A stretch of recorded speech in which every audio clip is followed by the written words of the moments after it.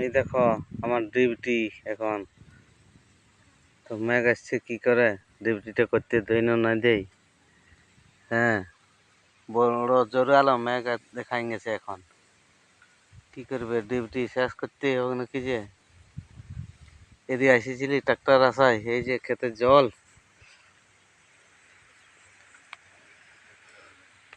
তো ট্রাক্টর বলছে হবে না এখন এটা বাহাবার ছিল এই ক্ষেত্রে